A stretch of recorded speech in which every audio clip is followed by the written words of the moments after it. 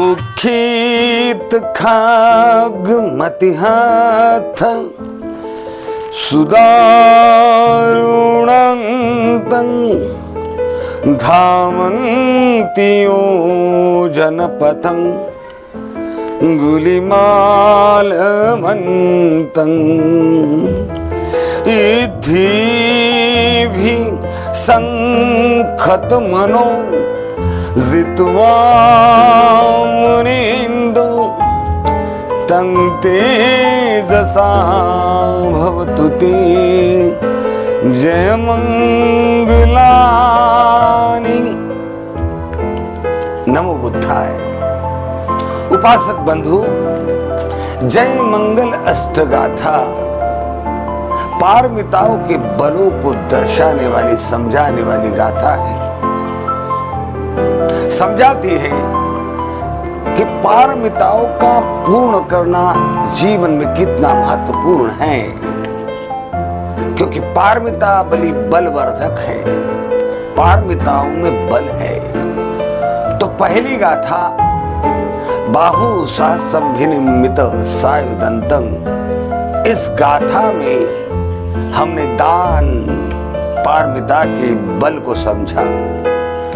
दूसरी गाथा मारा तिरेक मभयुज्जत सब्बरतिं, इस गाथा में हमने शांति पारमिता को समझा। और तीसरी गाथा नालागिरी गजवरं अतिमत्त भूतं, इस गाथा में हमने मैत्री पारमिता को समझा। इसके अलावा धम्म बंधु दूसरी भी पारमिता है, लेकिन उन पारमिताओं के बलों को समझने से पहले भगवान 10 बल तनुज थे, इद्धि सिद्धि के दाता थे। भगवान विद्या चरण संपन्न थे। तो 7 प्रकार की विद्याएं और 15 प्रकार के चरणों को भगवान ने पार किया था। 15 प्रकार के चरणों को एक के बाद एक के बाद एक के बाद दूसरा, दूसरे के बाद तीसरा, इस प्रकार से 15 प्रकार के चरणों को पार करने के बाद प्रथम रिद्धि, द्वितीय रिद्धि, तृतीय रिद्धि, इस प्रकार 7 प्रकार की विद्याएं जागती है। और इन 7 प्रकार की विद्याओं और 15 प्रकार के चरणों की संपदा तथागत ने प्राप्त की थी। इसलिए परचित्त ज्ञान विद्या, पूर्व जाति संसरण ज्ञान विद्या, चित्त क्लेश विमुक्ति ज्ञान विद्या, विपश्यना विद्या, विविध रिद्धि ज्ञान विद्या, दिव्य चक्षु ज्ञान विद्या, इन 7 प्रकार की विद्याओं में भगवान सिद्ध थे। और ये विद्याएं भगवान तथागत बुद्ध की ही खोजी हुई है।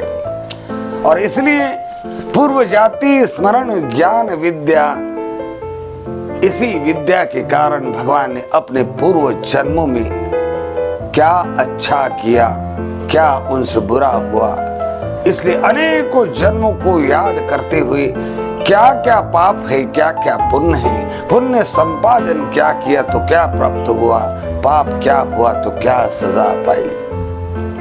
तथागत बुद्ध का धर्म एक मनुष्य का अपने अनुभव के आधार पर दूसरे मनुष्य के लिए संशोधित किया गया, खोजा हुआ, प्राप्त किया हुआ धर्म है। इसलिए इसमें मिलावट करने की, चमत्कार डालने की और बड़ी बड़ी प्रशंसा करने की कोई जरूरत इस धम्म को है ही नहीं, क्योंकि धम्म सनातनो है,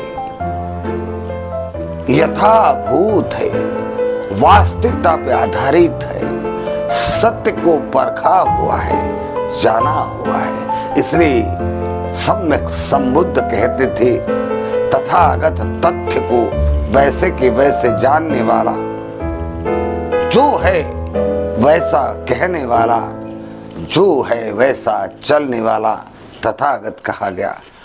तो इस चौथी गाथा में हम भगवान के उन्हीं 7 विद्याओं में से जो रिद्धि विद्या है, उस रिद्धि के बल को समझेंगे।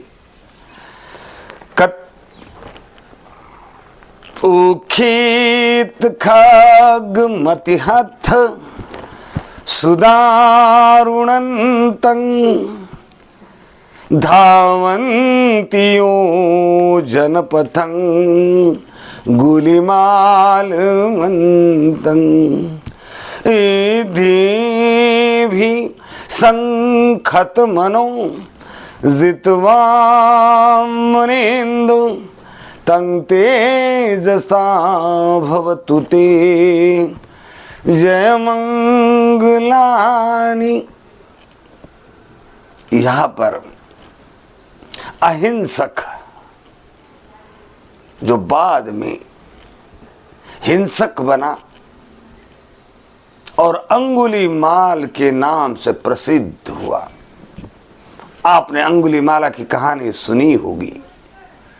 अंगुलीमाल का बचपन का नाम अहिंसक था। बड़ा होनहार विद्यार्थी था। मठ में रहता था, अपने गुरुकुल में गुरु और गुरु माता की सेवा करते हुए गुरु द्वारा सिखाए जाने वाली विद्याओं को समझ रहा था, धर्म को समझ रहा था। बड़ा होनहार था और बड़ा विनम्र था, मैत्र से भरा हुआ था, सेवा भाव से भरा हुआ था।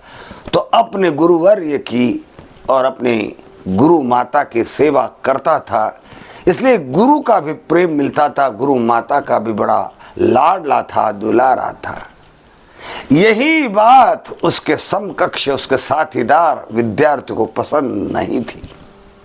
विद्यार्थियों ने कटकारस्तान रचा, षड्यंत्र रचा कि इसको गुरुवर के नजरों से कैसे गिरा जाए और कैसे इसे मठ से दूर कर दिया जाए। और उस षड्यंत्र का शिकार होता है अहिंसक। अपनी गुरु माता बहुत बीमार होती है और गुरु माता की सेवा करते रहता है। गुरु के मन में उसके विद्यार्थी मित्र बुरी बातें डालते, इन माता पुत्र के रिश्ते में दरार डालने वाली गंदी बातें डालती हैं और गुरु के मन में अपने विद्यार्थी और अपनी धर्म पत्नी के प्रति मन में बुरा विचार आता है, शक पैदा होता है। तो गुरुजी इस विद्यार्थी को मठ से बाहर निकालने की सोच लेता है और इसी उपलक्ष्य में अहिंसक को बुलाकर दान मांगता है कि तुम मुझे गुरु दक्षिणा दो। जब वचनबद्ध होता है अहिंसक, वचन देता है गुरु को, तो गुरुजी वचन मांगते हैं कि जब तक तुम 1000 लोगों की हत्या करके मेरे पास लौट नहीं आते, तब तक मेरी गुरु दक्षिणा पूर्ण नहीं होगी और मैं तुम्हें आगे की विद्याएं नहीं सिखाऊंगा। बड़े दुखी अंतकरण से अहिंसक मठ छोड़ता है, जंगलों में चले जाता है, कई दिनों तक बिलखता है, रोता है, भूखा प्यासा रहता है। कठिन परिस्थिति में उसका जीवन बीतने लगता है। अंत में इन कठिन दुखद परिस्थितियों से अपने आप को मुक्त करने का एक ही रास्ता है कि गुरुवर्य की बात माने, उनको दिया हुआ वचन पूर्ण करे। 1000 लोगों की हत्या करके उन्हें सबूत दे दे कि उनके आदेश से उसने 1000 लोगों की हत्या की है, तो मैं इस कठिन परिस्थिति से छूट सकता हूं। ऐसा सोचकर अहिंसक लोगों की निरपराध लोगों की हत्याएं करने लगता है। एक के बाद कई हत्याएं करता है। हत्याओं का सिलसिला इतना आगे बढ़ता है कि उस क्षेत्र में अंगुलीमाल के नाम से प्रसिद्ध होता है। जिस स्थान से, जिस पर्वत से, जिस जंगल में अंगुलीमाल रहता है उस पर्वत से किसी की जाने की हिम्मत नहीं होती। जब ये बातें तथागत को पता चलती तो तथागत अंगुलीमाल को परिचित ज्ञान विद्या से पहचान लेते कि ये तो बड़ा अहिंसक है, ये कोई भी हत्या तो जानबूझ के नहीं कर रहा है, किसी ने इसे बहला दिया है और इसलिए हो रहा है, इसे रोकना पड़ेगा। इसके रोकने में से ही प्रजा का भी कल्याण है और अंगुलीमाल का भी कल्याण है।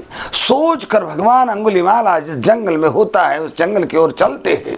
बहुत से लोग भगवान को रोकते, तथागत मत जाओ, इस रास्ते से जाना खतरे से खाली नहीं है, क्योंकि इस जंगल में अंगुलीमाल नामक हत्यारा रहता है, तथागत वो आपकी भी हत्या कर देगा।